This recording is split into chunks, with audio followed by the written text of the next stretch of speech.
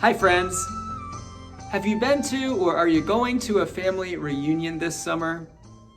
Family reunions can be the best of times or the worst of times, depending on your family or maybe your position in it.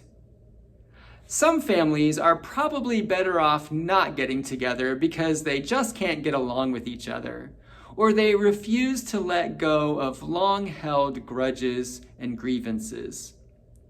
But most of the time, it is good for families to reunite and reconnect, to remember who they are and from whom they came. Yesterday, we had a family reunion with my mom's side of the family. Every year on the fourth Sunday of June, we hold the Cousins Reunion.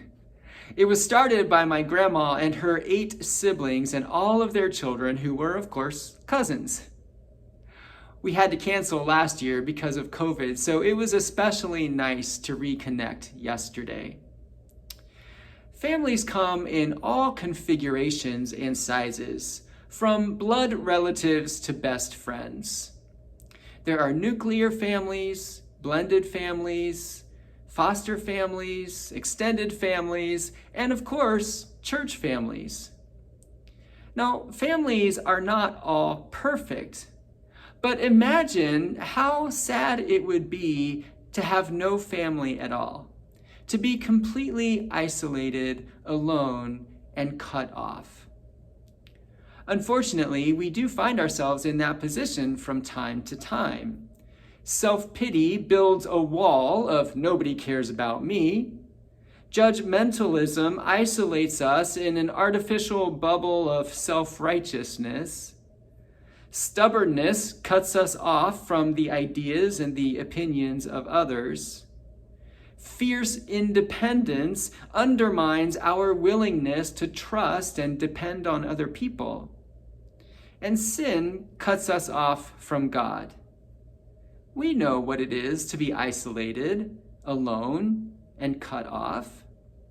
And we're not the only ones who have ever felt that way. The people in the Galatian churches felt that way as well. The Apostle Paul had brought the good news of salvation by faith in Jesus Christ to the people of Galatia. But after Paul left, others came teaching that faith was just the first step of salvation. And in order for salvation to be complete and effective, you had to also obey all of the Mosaic laws. That is, all of those 613 commandments in the Old Testament. So they were teaching that faith initiated salvation, but works completed it. When Paul heard this teaching, he wrote to the Galatians to remind them that salvation is not by works, but by faith alone. He says that legalism is like being a slave to the law. When you are a slave to the law, you rely on your own ability to keep that set of rules. So your salvation is dependent upon your performance, and you refuse to trust anyone else, including God. So eventually, adherence to the law replaces your devotion to God. And therefore, the very thing that was supposed to achieve your salvation, the law, effectively cuts you off from God. Slaves to the law find themselves alone, isolated, and cut off.